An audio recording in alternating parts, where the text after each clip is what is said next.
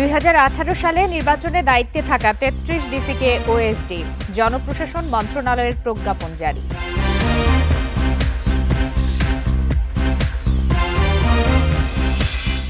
নিজেদের স্বার্থে ফ্যাসিস্টদের জায়গা দিতে চাই সরকার, অভিযোগ ফখরুলের। নানা দাবিতে 6টি জেলায় সমাবেশ।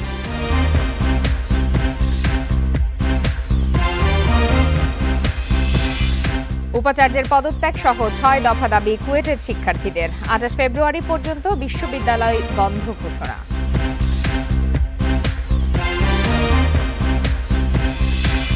নাইকো দুর্নীতি মামলায় খালেদা জিয়া সহ 8 আসামি খালাস। রাজনৈতিক হয়রানির উদ্দেশ্যে মামলা, বলছে আদালত।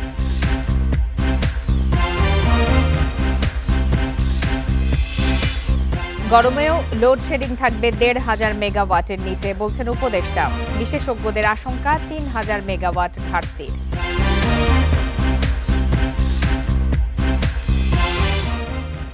বিরতিহীন রাত 9টায় বাংলাদেশের সবাইকে আমন্ত্রণ। আপনাদের সাথে আছে আমি ফারহানা লোপা।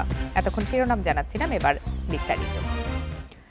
2018 সালের বিতর্কিত নির্বাচনে রিটার্নিং কর্মকর্তার দায়িত্বে থাকা তৎকালীন 33 জেলা প্রশাসককে ওএসডি করেছে সরকার। জনপ্রশাসন মন্ত্রণালয় এ সংক্রান্ত প্রজ্ঞাপন জারি করে।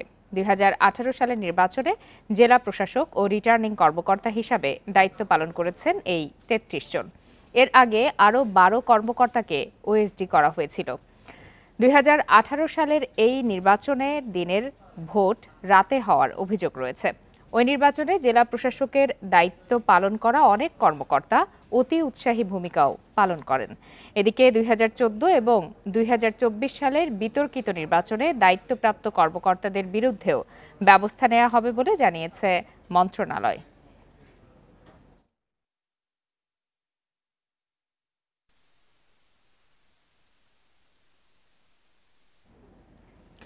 নিজেদের স্বার্থেই অন্তর্বর্তী সরকার ফ্যাসিস্টদের জায়গা দিতে চায় বলে মন্তব্য করেছেন বিএনপি মহাসচিব মির্জা ফখরুল ইসলাম আলমগীর।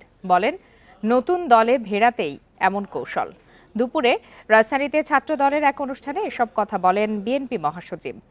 আওয়ামী লীগ নেতাদের ক্ষমা চেয়ে ভোটে অংশগ্রহণ ইস্যুতে এক উপদেষ্টার বক্তব্যের প্রতিক্রিয়ায় প্রশ্নও তোলেন তিনি।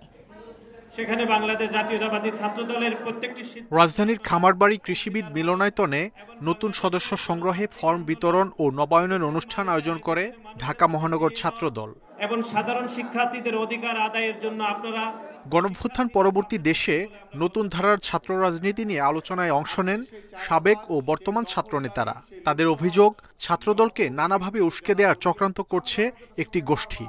এই বাংলাদেশের গুপ্ত রাজনীতির অবসান চেয়েছি। অনুষ্ঠানে প্রধান অতিথির বক্তব্যে বিএনপি মহাসচিব বলেন, অন্তর্বর্তী সরকারের 7 মাসেও নির্বাচনের দৃশ্যমান কোনো উদ্যোগ নেই। উপদেষ্টাদের বক্তব্যে বিভ্রান্তি ও সমালোচনার সুযোগ তৈরি হচ্ছে বলেও জানান তিনি। স্থানীয় সরকার উপদেষ্টা যিনি আছেন, তিনি বলেছেন, ফ্যাসিস্টদের লোকেরা যদি কেউ মাপ চেয়ে নির্বাচনে অংশ নিতে চায়, তারা অংশ নিতে পারবে। এটা কি আপনারা মেনে নেবেন? তোমরা এটা মানবে? এর থেকে এটাই প্রমাণিত হয়েছে যে তারা এখন তাদের নিজেদের স্বার্থে ওই ফ্যাসিস্টদেরকেও তারা জায়গা দিতে চায়। তার মানে কি আমরা এটা মনে করব যে তারা সরকারের থেকে তাদের দল গোছানোর জন্য তারা বিভিন্ন রকম কৌশল নিচ্ছেন? দেশে আবারও 1-11 মতো পরিস্থিতির চিন্তা করলে জনগণ মেনে নেবে না বলে সতর্ক করেন মির্জা ফখরুল। এই অন্তর্বর্তী সরকারের কেউ নিরপেক্ষতা হারায়, তাহলে আরেকটি নিরপেক্ষ সরকারের প্রয়োজন হবে। বলেছিলাম না? কেন বলেছিলাম তা এখন প্রমাণ হচ্ছে। যদি আবার কেউ সেই 1-11 কথা চিন্তা করেন, গণতন্ত্রকে বিসর্জন দিয়ে আবার সেই একদলীয় শাসন বা ফ্যাসিস্ট সরকারের দিকে যেতে চান, তারা কখনোই জনগণ মেনে নেবে না। জনগণের অধিকার ও গণতন্ত্র ফেরাতে ছাত্রদলকে আরও সক্রিয় ভূমিকা নেওয়ার আহ্বান জানান বিএনপি নেতারা। ছাত্রদল হবে সবচেয়ে শক্তিশালী সংগঠন। মাহমুদ শরীফ, ইন্ডিপেন্ডেন্ট নিউজ, ঢাকা। দাবি আদায় না হওয়া পর্যন্ত বুয়েটের ভিসি, প্রভিসি ও ছাত্র বিষয়ক পরিচালককে বর্জনের ঘোষণা দিয়েছেন শিক্ষার্থীরা। বিকালে ক্যাম্পাসে সংবাদ সম্মেলনে এই ঘোষণা দেন তারা। এদিকে 28 ফেব্রুয়ারি পর্যন্ত ক্লাস পরীক্ষা স্থগিত ও তদন্ত কমিটি করেছে বিশ্ববিদ্যালয় প্রশাসন। ক্যাম্পাসের নিরাপত্তায় সেনাবাহিনী মোতায়েন করা হয়েছে। খুলনা প্রকৌশল বিশ্ববিদ্যালয়ে ছাত্র রাজনীতি বন্ধ নিয়ে সংঘর্ষে জড়ায় শিক্ষার্থীরা। এতে অন্তত 50 জন আহত হয়। ঘোষণা অনুযায়ী বুধবার ক্লাস পরীক্ষা হয়নি। বিকেলে কুয়েট চিকিৎসা কেন্দ্রের সামনে জড়ো হয় শিক্ষার্থীরা। দাবি পূরণ না হওয়া পর্যন্ত ভিসি, প্রভিসি ও ছাত্র বিষয়ক পরিচালককে বর্জনের ঘোষণা দেন তারা। কুয়েটের VC sir, pro VC sir, DSW sir থাকা অবস্থায় আমরা কোনো ধরনের একাডেমিক কার্যক্রম করছি না, আর এরা এখানে থাকার যোগ্য না। এদিকে বিশ্ববিদ্যালয় সিন্ডিকেট 28 ফেব্রুয়ারি পর্যন্ত ক্লাস পরীক্ষা স্থগিত করে দেয়। ছাত্র রাজনীতি বন্ধের নির্দেশ কঠোরভাবে অনুসরণের হুঁশিয়ারি দিয়েছেন উপাচার্য।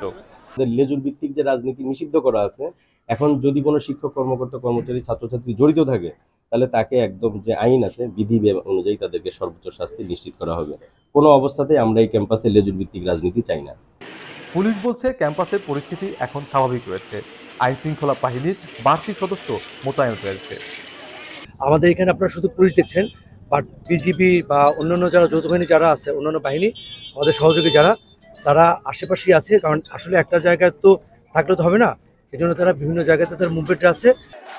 এর আগে প্রশাসনিক ও একাডেমিক ভবনে তালা দেয় শিক্ষার্থীরা।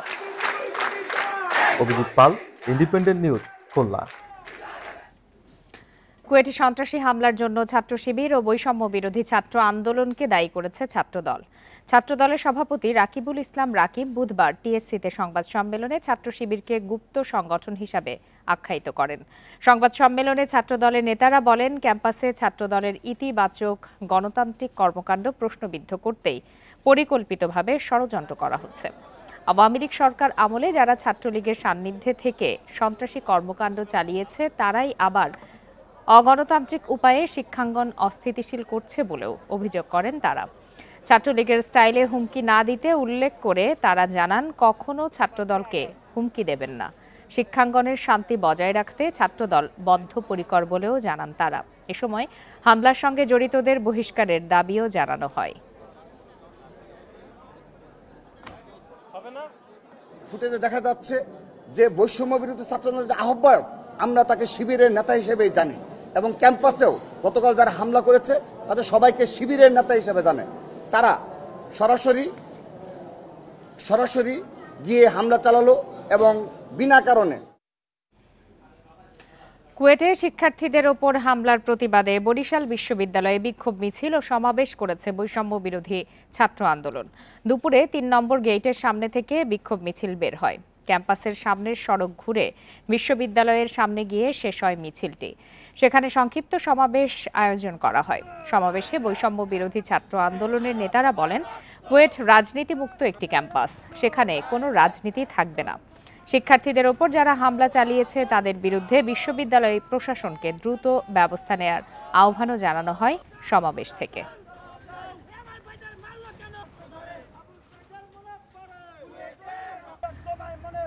কুয়েট একটি রাজনীতিমুক্ত ক্যাম্পাস, সেই জায়গায় সেই আইন বলবৎ থাকবে। যারা এই আইনের ব্যত্যয় ঘটাবে তাদেরকে একাডেমিক এবং প্রশাসনিকভাবে শাস্তির আওতায় আনতে হবে। নতুন কোনো দল আবার সেই ক্যাম্পাসে সেই অরাজকতা, ছাত্রদের যে পড়ালেখার পরিবেশ নষ্ট করার জন্য অস্ত্রের যেই ঝঞ্ঝানি, ছাত্রদের ভয়ভীতি দেখিয়ে যে রাজনৈতিক ফায়দা লোটার যে রাজনীতি তারা হচ্ছে যে করার চেষ্টা করছে, আমরা এর তীব্র নিন্দা এবং প্রতিবাদ জানাই। প্রায় 18 বছর পর এলো নাইকো দুর্নীতি মামলার রায়। এতে খালাস পেয়েছেন বেগম খালেদা জিয়া সহ 8 জনের সবাই। সকালে ঢাকার বিশেষ জজ আদালত 4-এর বিচারক রবিউল ইসলাম এই রায় দেন। বিএনপির আইনজীবীরা বলছেন, এ রায়ে সবাই ন্যায় বিচার পেয়েছেন। বিএনপি চেয়ারপারসনকে হয়রানি করতেই মামলাটি জিইয়ে রাখেন শেখ হাসিনা। কানাডার কোম্পানি নাইকোর সঙ্গে অস্বচ্ছ চুক্তির মাধ্যমে রাষ্ট্রীয় ক্ষতির অভিযোগে 2007 সালে এই মামলা করে দুদক। পরের বছর বিএনপির চেয়ারপারসন সহ 11 জনের নামে দেয়া হয় অভিযোগপত্র। তবে এর সঙ্গে বেগম খালেদা জিয়ার সংশ্লিষ্টতার কথা বলেননি রাষ্ট্রপক্ষের 68 সাক্ষীর 39 জনের কেউই। তবে এর মধ্যে সাক্ষ্য শেষ করে রায় পৌঁছাতে কেটেছে প্রায় 18 বছর। অবশেষে অভিযোগ প্রমাণ না হওয়ায় খালাস পেয়েছেন অভিযুক্ত 8 জনের সবাই। তবে নির্দোষ প্রমাণের আগেই মারা গেছেন ব্যারিস্টার মওদুদ আহমেদ, সাবেক জ্বালানি প্রতিমন্ত্রী AKM মোশাররফ হোসেন সহ 3 জন। আজকে সকল আসামিকে খালাস দিয়েছেন। আসামিদের মধ্যে যারা ছিলেন বেগম খালেদা জিয়া, তারপরে ছিলেন কাসেম শরীফি, খন্দকার শহীদুল ইসলাম, CM ইউসুফ হোসেন, গিয়াসউদ্দিন আল মামুন এবং সেলিম ভুইয়া। তারা প্রত্যেকেই এই মামলা থেকে আজকে খালাস পেয়েছে। বিএনপি প্রধানের আইনজীবীদের দাবি, তখনকার দুদক কর্মকর্তাদের ব্যবহার করে দেয়া হয়েছিল এই মামলা। সেই কারণে শেখ হাসিনা সহ সেই কর্মকর্তাদেরও বিচার চান তারা। চুক্তিটা করেছে শেখ হাসিনা, অপরাধ তার উপরে। আর ম্যাডাম খালেদা সাকসেসিভ গভর্নমেন্টের প্রাইম মিনিস্টার, তার কোনো অপরাধই এখানে ছিল না। সুতরাং আমাদের প্রতিক্রিয়া হলো এই যে একটা মিথ্যা মামলা একটা স্বৈরাচার সরকার জন্ম দিয়েছিল। আজকে আদালতের রায়ের মধ্যে সেই মামলা মিথ্যা হিসেবে তার জবনিকাপাত হলো। এ নিয়ে বিএনপির আইন বিষয়ক সম্পাদক কায়সার কামাল বলেছেন, ক্ষমতায় এসে এই মামলা থেকে নিজের নাম প্রত্যাহার করান শেখ হাসিনা। রাজনৈতিকভাবে হয়রানি করতেই খালেদা জিয়ার বিরুদ্ধে মামলা চালিয়ে যায় বিগত সরকার। দেশনেত্রী বেগম খালেদা জিয়ার বিরুদ্ধে রাজনৈতিক অসৎ উদ্দেশ্যে এবং ওনাকে আইনগত ভাবে বা আদালতের মাধ্যমে ক্ষতি করার জন্যই মামলাটা চলছিল। আজকে এই রায়ের মাধ্যমে, খালাস পাওয়ার মাধ্যমে আমরা মনে করি তিনি ন্যায় বিচার পেয়েছেন। রায়ের পর্যবেক্ষণেও মামলাটিকে রাজনৈতিক ও হয়রানিমূলক বলছেন আদালত। Independent news desk. গঙ্গা চুক্তি নবায়ন নিয়ে প্রাথমিক আলোচনা করতে মার্চে ভারত যাচ্ছে কারিগরি দল। পানি সম্পদ উপদেষ্টা জানান, আগামী বছরের মধ্যে নবায়ন হবে। পানি বন্টনের চুক্তি, গুরুত্ব দেয়া হবে দেশের স্বার্থ। তবে নদী বিশেষজ্ঞ আইনুন নিশাতের দাবি, এই দলের চুক্তি নিয়ে কথা বলার এখতিয়ার নেই।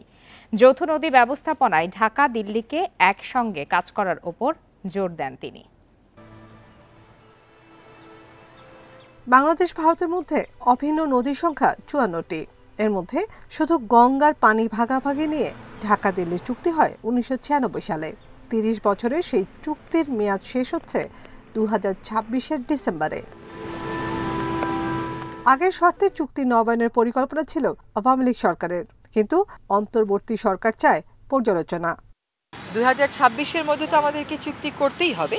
সেই লক্ষ্য সামনে রেখে বাংলাদেশের স্বার্থ আমরা সংরক্ষণ করতে পারি সর্বোচ্চ, সেটা বিবেচনাতেই আমরা চুক্তি করতে চাইব।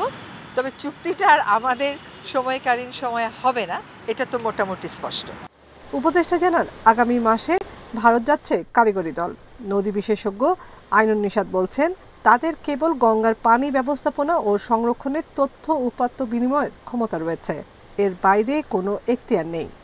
ওই চুক্তি স্বাক্ষরের পরে অনেক মতামত এসছে, ওই চুক্তি বাস্তবায়নের ক্ষেত্রে অনেক মতামত এসছে। এই সবগুলোকে বিবেচনায় নিয়ে টেকনিক্যাল কমিটি প্রাথমিক পর্যায়ে বসবে এবং সেই টেকনিক্যাল কমিটি বাংলাদেশে কাজ শুরু করেছে। তারা আগামী মার্চ মাসের প্রথম সপ্তাহে ভারতে যেয়ে তাদের যে কাউন্টার পার্ট তাদের সাথে কথাবার্তা বলা শুরু করবে। এই কাজ কারিগরি কমিটির কাজ নয়। এই কারিগরি কমিটির সদস্য আমি অনেক অনেক অনেক বছর ছিলাম, কিন্তু সিদ্ধান্তটা কারিগরি আলোচনার ভিত্তিতে হবে না।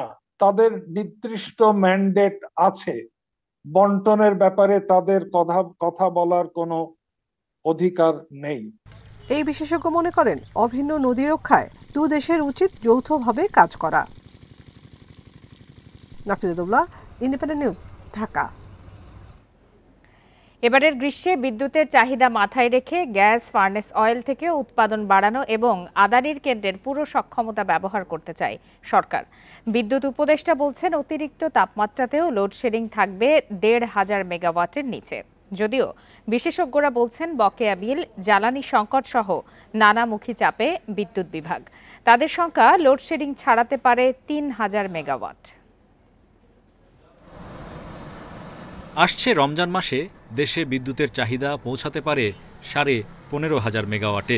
বিদ্যুৎ বিভাগ বলছে, এ সময় দেশব্যাপী নিরবচ্ছিন্ন সরবরাহ থাকবে।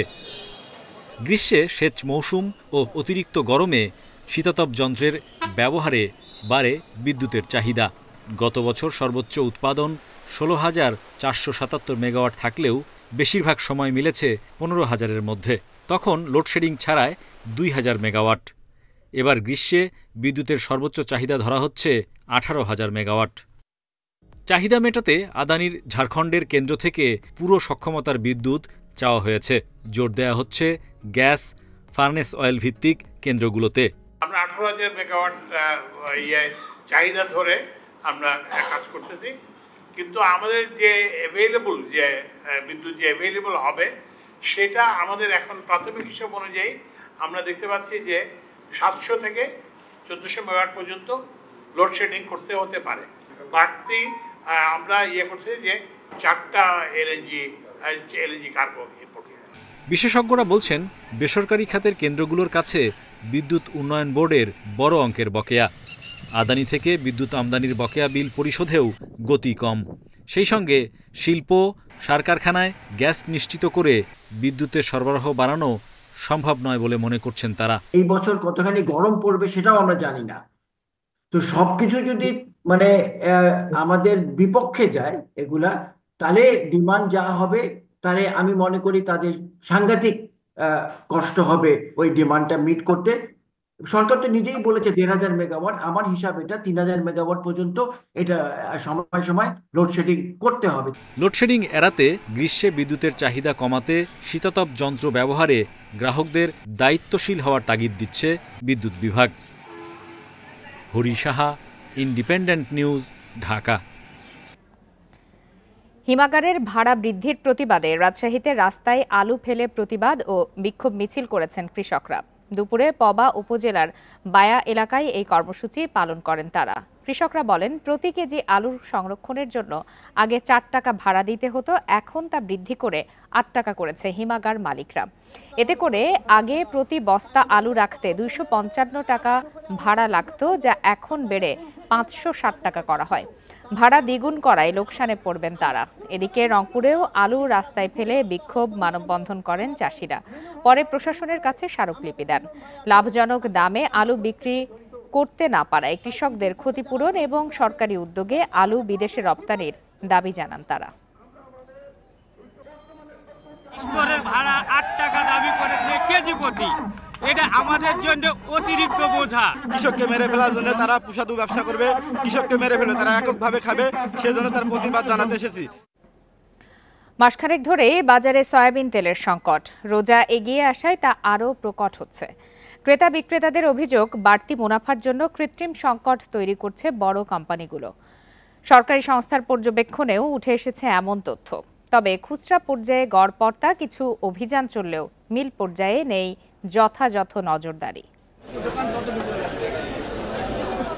বছরের শুরু থেকে রাজধানীর বাজারে মুদি দোকানে সয়াবিন তেল কিনতে গিয়ে বিপাকে ক্রেতা। বেশিরভাগ দোকান থেকেই উধাও 5 লিটারের বোতল। কম ওজনের বোতল কিছু মিললেও সেজন্য গুনতে হচ্ছে বাড়তি টাকা। মজুত করে এটা দাম বাড়াইতে না পারে, কৃত্রিম সংকট সৃষ্টি করতে না পারে, এই জন্যই সরকারিভাবে পদক্ষেপ নেওয়া উচিত। রমজান তো এর জন্যই মনে হয় দাম মূল্য বৃদ্ধি। তেলের সংকটের জন্য বিক্রেতারা দুষছেন বিপণন প্রতিষ্ঠানগুলোকে। তাদের দাবি, রোজায় বাড়তি মুনাফার জন্য বাজারে তেল না ছেড়ে কৃত্রিম সংকট তৈরি করা হচ্ছে। ডিলার পয়েন্ট ওরা টাকা অ্যাডভান্স করে রাখছে কিন্তু মাল দিতেছে না। অনেক টাকা অ্যাডভান্স করে রাখছে, কেউ কোনো ধরনের কোনো মাল টাল দিচ্ছে না। রোজার আগে এরা করে কি জানেন, সবকিছু মার্কেট থেকে ভ্যানিশ করে দেয়, যে নাই, এক কথায় নাই।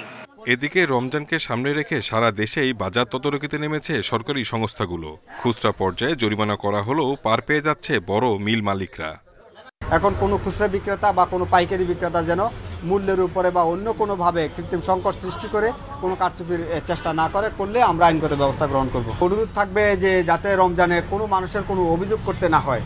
কোনো মানুষ যদি অভিযোগ করে তাহলে আমরা ভোক্তা অধিকার অধিদপ্তর এবং আইন প্রয়োগকারী সংস্থাসমূহ আমরা আইনগত ব্যবস্থা গ্রহণে একেবারে কঠোর হব। আমাদের এখনো সময় আছে হাতে।